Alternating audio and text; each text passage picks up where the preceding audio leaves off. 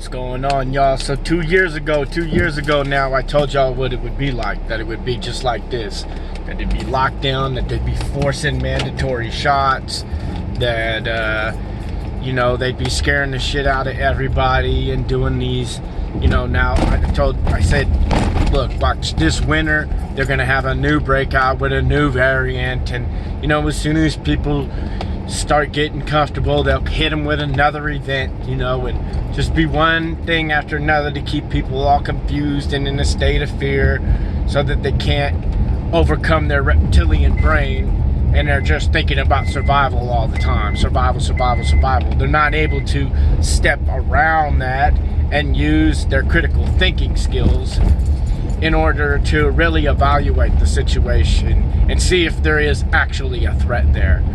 They're in, you know, this overload of there is a threat, there's a threat, and they just keep repeating that. They just it's like my ex-wife, you know, it's like and she seems to think that, you know, most people seem to think this, that if you just keep saying something, whether it's true or not, it all of a sudden becomes reality because you said it so many times that it becomes the narrative that everybody adopts, even though it's been bullshit. They just kept repeating the bullshit. They just stuck to their bullshit story. It's like that dude, you know, that you caught cheating. You know what I'm talking about, girl. Came out the house, you know what I'm saying? And you was like, I saw you come out of there with, and he was just said, no, it wasn't me. And you were like, I just watched you. You know, I'm stealing this material from Eddie Murphy, I think it is, but no, wasn't me. It wasn't me. And you just keep repeating that, and then, you know, she don't really want to know that that's the case in the first place, you know? So he just keep repeating that, and she finally just go, maybe it wasn't. That's where most of our society is. They just keep hitting us with so much bullshit lies. Most people can't sort through it. So their default mechanism is, fuck it, I can't tell whether what's what anyways, so I'm just gonna do whatever I'm told. Even though I'm being told, put on a mask, take off a mask, jump this way, jump that way. You know, do one thing one week and do the complete opposite the next week, if not the next day, you know. So and that all part of it, you would think that would undermine their whole agenda, but in all actuality, once you have a narrative in place, all that confusion does is reinforce that narrative, because people can't think anyway. So they take that narrative and somehow fit all this stuff into it, and actually reinforces the false narrative. And so we've got most people in the Bay. Most people in the Bay, that's where I'm at, where I'm from, so that's what I can keep, with their head up their ass. Yeah, I'm talking to you, you know, and I know y'all hate me. I know y'all hate me and think that I'm crazy and off my rocker, but watch how history plays out and sees that, you know, because they always want to take out the rooster. You know, they always want to take out the prophet. They always want to take out the person that's keeping it real, because everybody has sold out and gravitated to some sort of comfort or luxury that they're not willing to give up, that they intuitively know will happen if they start talking about these things in reality. But we can't move. We cannot change this until we start talking about it. And that's why they always kill the prophets, right? That's why they always, they end up being martyrs, is because nobody wants to hear these dudes keeping it real. You know, you're fucking up our party, man. You know? And so they're the walking dead, and they spit fire. That's all in scripture. They're resurrected because they've laid down their lives. They are the two witnesses. This is all presently happening. The rapture is simply when people move towards God or they move away from Him. The twinkling of an eye. We either die to our own ego of what we think reality is and move towards actuality, or we try to increase our control of our false perception of our projected ego, and will be willing to kill anybody if they don't get in line with that, because our time is limited, because the devil's time is limited, because that's a finite perspective. all finite perspectives are limited. They have to go away. And that's why anybody coming from a finite perspective is going to fight an enduring idea of well, that's what they're talking about when they say the birth of Christ. These new universe, well, they're not new in the sense that universal truths are always there, but through time they manifest a little bit differently. They vary, you know, in the way that they come about. And so anyways, so that's what we're dealing with. The threshing floor. The rapture is the same thing as the threshing floor. The fall of Babylon, twinkling of an eye, what's the other one? The great sifting, the city of Jerusalem coming out, the wedding, the Last Supper. These are all talking about the same event, the same thing that's always happening, where we're moving towards a personal relationship with the most settled, the most high, and we're always trying to figure out what that is and stepping towards that in ourselves, or we're moving away from that, and so there is the threshing floor, there is the rapture, there is the separation of the lambs from the goats, or the tares from the wheat, or I mean the good seed from the ones that fell by the wayside.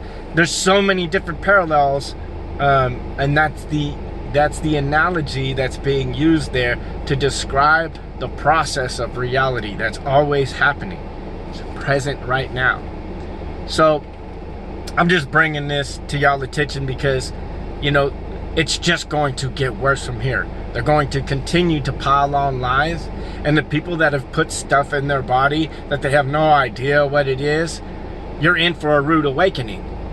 I'm sorry to tell you this, you know, but you don't even know what you're doing while you're doing it, and you're gonna look at me like I'm crazy. It's not a vaccine, because a vaccine will keep you from getting it or keep you from passing it. So they're mandating you to take something that it doesn't do, and it has a 0.01% mortality rate on kids, and yet they're trying to force it on children that aren't even threatened. Most people aren't threatened. It's the highly people that got problems, you know, that are already not doing too well, that are really in jeopardy to this flu, you know. But boy, they cranked up the propaganda on this flu, and now y'all got it in your head that it's something that it's not, and that's just all in your head, all in your head. And history will prove me right, but it'll be too late. And the whole reason that you can't see this is because you're scared shitless, because you've been buying into the program for years and years. All those years of you watching those television shows, you were being programmed. See, I ain't had cable in 20 plus years. That's why I can see this shit fairly clearly. Most people that watch all this stuff, they can't even have a conversation with me. You probably haven't even made it this far in the video. You know, I mean, just being straight up, because I'm assaulting just about every fundamental belief that you have, you know, even though you have no way of backing it up, because I've posted time and time again how I'm crunching the numbers and doing the science.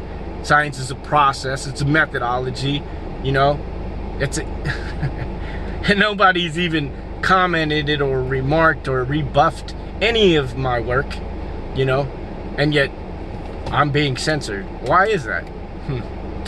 If I'm just yapping out the side of my neck, why would you even give a shit? Why would you censor me? Why is that even a threat? It's not. But it is a threat, and that's why they're censoring me. They don't, the longer they can keep the truth subdued, the longer they can put in a system that will make sure that you can't see this shit, you know. So they don't have to keep me shut up forever.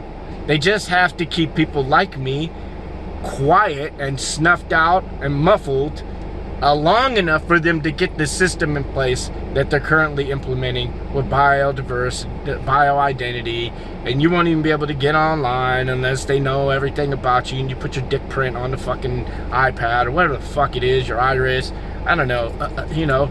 It'd probably be a shit sample next, you know. It'd be something grabbing up your ass, you know, seeing if you got Omicron or whatever the fuck it is next, you know. We have to be governed by principles. We are the government. You can't serve the government if you are the government, right? See, we as a people have to serve higher principles. If we're in the government and we're just doing as we're told, we're serving the government. But if we are the government, then we're just serving what? We're serving each other on some round. No, we have to serve a higher principle. You know?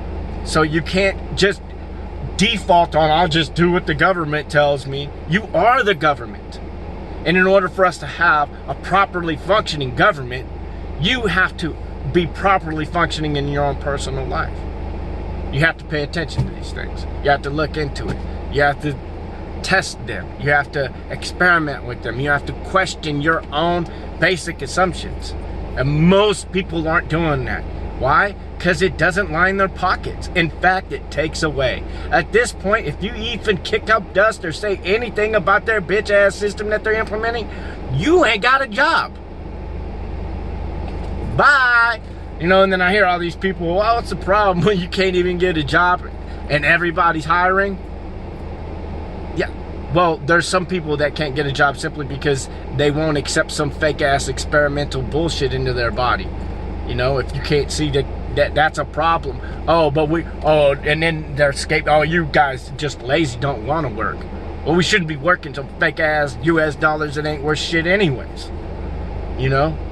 I mean, they just been telling us these stories for the longest that we just accept as truth.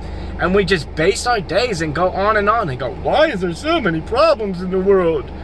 We don't want to question the stories they've told us. You know? In fact, most people will defend them. When I bring this shit up in a setting where it affects people, they all tell me to shut the fuck up. They all look at me like, shut the fuck up, you're fucking it up for everybody. I Rooster don't give a fuck. I don't care. I'm here to do the cock-a-doodle-doo. And I'm gonna scream it until y'all take my breath. I thank all of the leaders and all the soldiers and warriors that have laid down their lives and made the ultimate sacrifice for us to have a chance to even see